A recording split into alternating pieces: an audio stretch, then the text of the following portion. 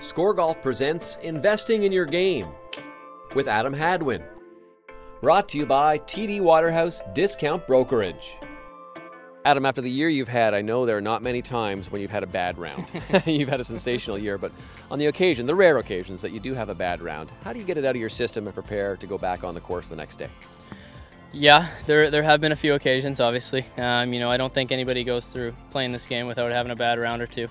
It's very easy to say, but, I just forget about what happened. I've played so many good rounds. I've had, hit so many good shots that I just kind of let the bad ones go and try and bring back the time that I shot 65, not 85 or whatever. So, it's just kind of being able to wipe it out of your memory is kind of the easiest way I can put it.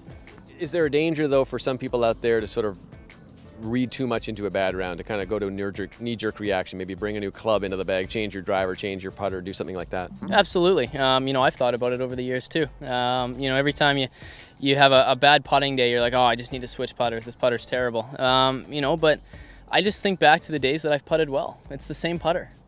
So obviously it's me doing something. So it's the putty, not the putter. Absolutely, yeah. Always the putty. So I go back to the times where I've putted well and thought about it and thought, what was I doing?